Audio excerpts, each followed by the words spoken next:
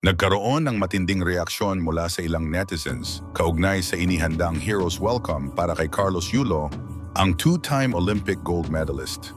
Ayon sa mga kritiko, hindi raw nararapat na bigyan ng ganitong uri ng parangal ang isang tao na umano'y walang pagpapahalaga sa sariling pamilya, lalo na sa kanyang ina. Isa sa mga netizens ang nagsabi, "Pag nakita ko yang si Carlos sa parada niya dito sa Maynila, babatuhin ko siya para maramdaman niya ang sakit na ginawa niya sa pamilya niya."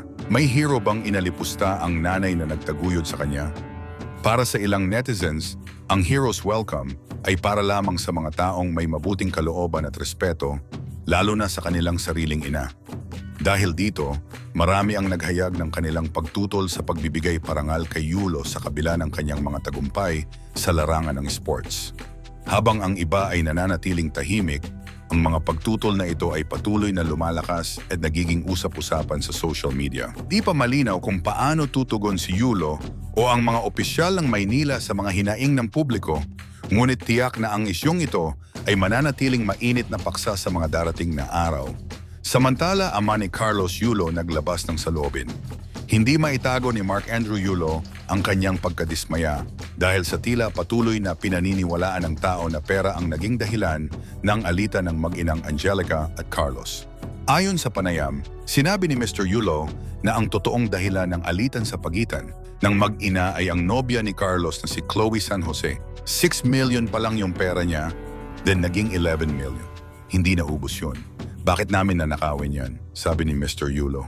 Kung nasa amin yung pera, sana umalis na kami sa looban. Sana may mga account na kami, may kotse na kami. Wala nga kami, nagko-commute lang kami. Dagdag pa niya.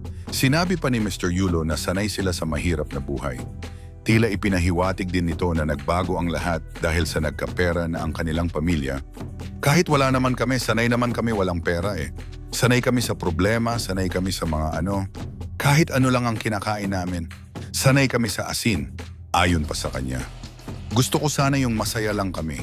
Gusto ko nga sana mabalik yung dati. Kasi kaya lang ngayon. Magulo pala pag ganito, pag marami kang pera. Gusto ko yung bago siya sumikat noong 2019. Gusto ko yung masaya lang kami. Masaya kami, kumakain kami sa labas. Dagdag pa ng ama.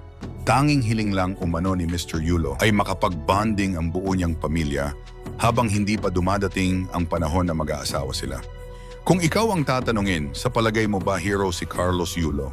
Sa kabila ng tagumpay at controversial, mag-comment ka naman sa video at mag-subscribe na rin. Salamat.